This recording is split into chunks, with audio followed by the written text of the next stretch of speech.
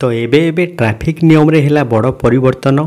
बारंबार सतर्क कराइबा परे एबे एक्शन मोड रे राज्य परिवहन विभाग जदि आपण एही सब नियम गुड़िक न मानिबे ताहले देबाको पड़िबो आपनकु मोटा अंकर फाइन सहित जेल दंडादेश। तो कौन रही ट्रैफिक रो नुआ नियम आज भिडियोटी मु आपनकु जणाई देबाकु जाउची। आसंतु संपूर्ण खबरटी जानिनेबा पूर्वरु एही भलिया भिडियो रो अपडेट सब बेले पाइबा पई हम चैनल को सब्सक्राइब करनथिले सब्सक्राइब कर दियंतु एवं घंटी चिन्ह को दबाई ऑल उपरे दबाई दियंतु। गाड़ी धरी रास्ता उपर को ओल्हे आसुथिबा 18 वर्षरु कम नाबालक और नाबालिकांक गाड़ी चलना रोकने आरंभ होईची स्वतंत्र अभियान। सारा ओडिशार साही गली रे जगी रही पुलिस करुछि चेकिंग। आउ 18 वर्षरु कम बयसर व्यक्ति को देखिले संगे संगे काटुछंती चालान।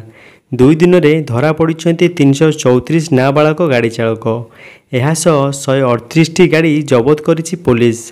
यदि आपण भी ट्रैफिक नियम न मानि धरा पड़ुछंती तेबे गाड़ीर मालिक बा नाबालक नाबालिका गाड़ी चालकों बापा माँ नाँ भेहिकल एक्ट 199 धारा मामला रुजु हेबो। मोटर भेहिकल एक्ट 199 अनुजाई जदि 18 वर्षरु कम बयस वर्गर कौनसी व्यक्ति गाड़ी चलाइबा अवस्था धरा पड़ती तेबे यही क्षेत्र में कठोर कार्यानुष्ठान ग्रहण कराजिबो बोली व्यवस्था रही। गाड़ी को जबत करने सहित गाड़ी चालकों उपरे 25,000 टंका पर्यंत फाइन लगाजिबो। गाड़ीर पंजीकरण को रद्द कराजिबो एवं गाड़ीर मालिक और गाड़ी चलाउथिबा पिलार बापा माँ नाँ थाना रे मामला रुजु कराजिबो। एथिरे 3 वर्षर जेल दंडादेशर व्यवस्था रही। यह दोषी सब्यस्त हेले गाड़ी सह धरा पड़िथिबा नाबालक और नाबालिका तथ्य को सारथी वेब पोर्टाल रे अपडेट कराजिबो, जहाद्वारा कि 25 वर्ष बयस न होबा पर्यंत संपृक्त व्यक्ति को ड्राइविंग लाइसेंस प्रदान कराजिबो नाही बोली कहिसंती एडिशनल कमिश्नर लाल मोहन सेठी।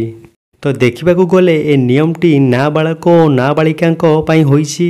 जदि सेमाने 18 वर्षर कम बयसर होइथिबे एवं गाड़ी चलाइबा समय जदि धरा पड़ुछंती तेबे तांको उपरे 25,000 टंकार फाइन लगाजिबा सहित सेमानक बापा माँ नाँ थाना रे मामला रुजु हेबो।